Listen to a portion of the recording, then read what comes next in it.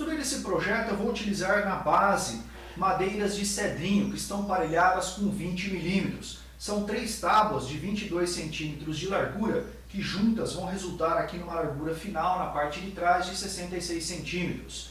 Para os eixos eu vou trabalhar também com caibros de cedrinho de 4,5 por 4,5 e eu tenho que encontrar uma forma de embutir essa barra roscada, onde eu vou fixar nas pontas essas rodas pneumáticas.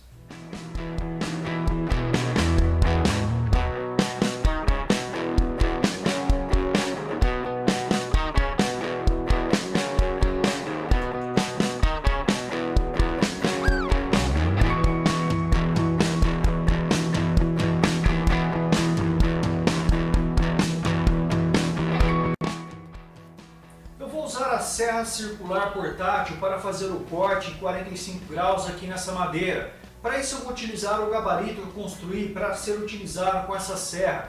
Esse gabarito foi feito para cortes em 90 graus, só que eu coloquei ele inclinado aqui em relação à madeira e já aprendi com os sargentos. Então fica muito mais fácil executar o corte dessa forma.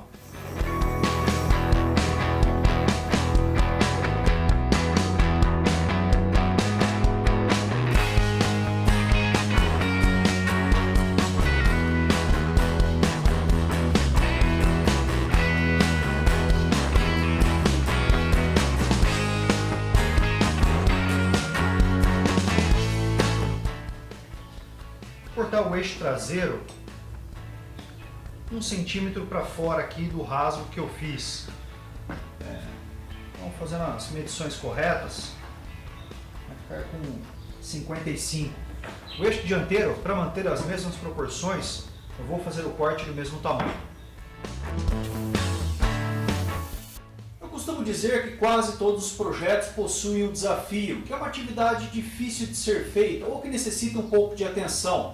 Nesse caso, eu preciso embutir essa barra roscada dentro do caibro para fazer o eixo.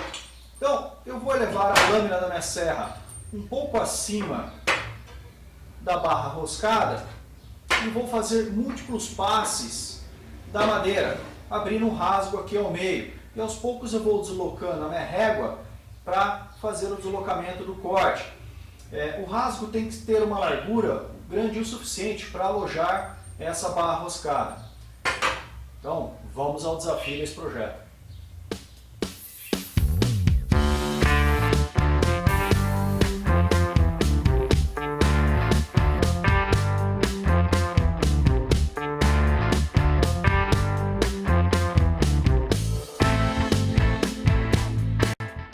Para que a roda gire livremente, a ponta do eixo aqui tem que ter 8,5 centímetros. Então, 8,5 mais 55 e 8,5, o meu eixo total tem que ter 72 centímetros.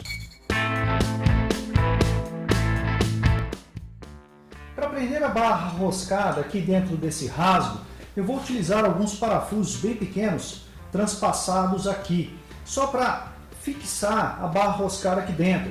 Não precisa ser uma fixação muito forte, já que a força será ao contrário. O eixo ficará desse jeito, então a força será de baixo para cima. Não precisa ser uma sustentação muito forte, mas é necessário, porque senão o eixo fica solto dentro do rasgo.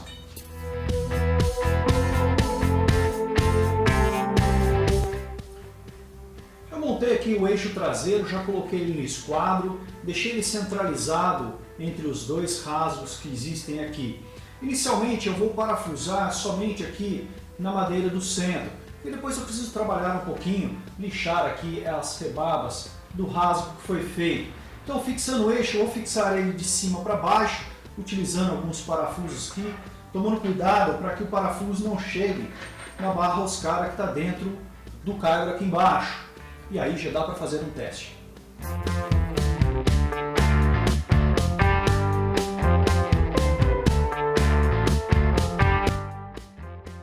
Sobre as rodas, elas têm um rolamento de cada lado, então se você travar elas aqui no eixo, elas não vão girar perfeitamente.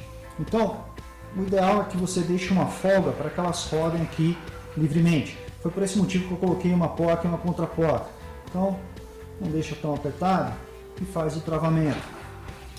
Descobri que a maior chave que eu tenho na minha oficina não é o suficiente para apertar essa porta. Então, só para dar uma travada aqui para testar, vou utilizar aqui uma chave hidráulica.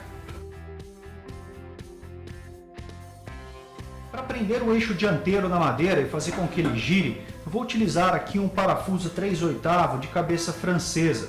Duas coisas que precisam ser feitas. Primeiro, a cabeça do parafuso não entra aqui nesse rasgo, então eu preciso desbastar um pouquinho aqui na lateral. E segundo, a cabeça do parafuso precisa ficar rente com o rasgo lá no fundo, já que o eixo vai ficar aqui por cima da cabeça. Então eu vou utilizar aqui uma broca Forstner para fazer um rebaixo, conforme for tirar um pouquinho mais de material com o formão.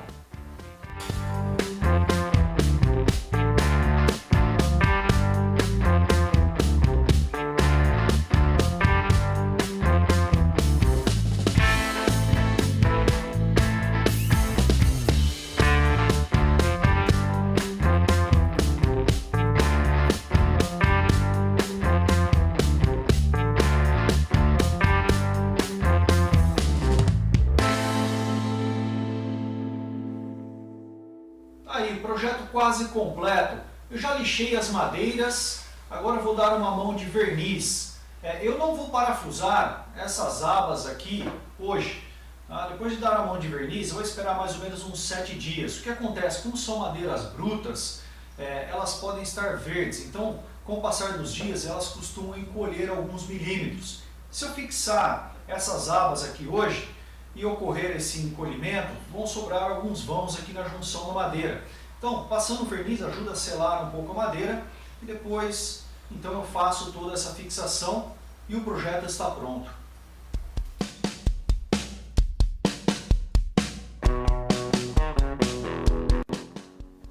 Já faz 2 semanas que eu invernizei essas madeiras e agora vou prendê-las aqui no carrinho. Mas olha só o que aconteceu. Essas são as pontas de corte aqui da base. Como essa semana fez muito calor aqui na região, as madeiras praticamente empenaram. Tá? Para ver até aqui rachadura. Isso acontece porque a madeira desidrata muito rápido e acaba acontecendo isso. As madeiras que estão envernizadas, elas tendem a ficar um pouco mais protegidas. Acontece esse processo de desidratação da madeira, mas ele acontece de uma forma mais lenta.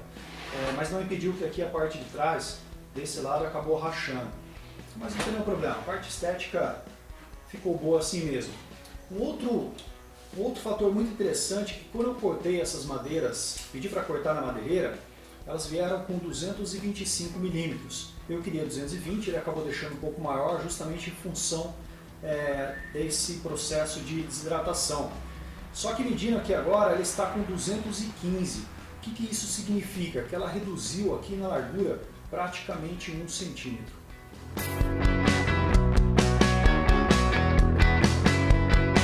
E se você gostou desse vídeo, não se esqueça de curtir aqui embaixo.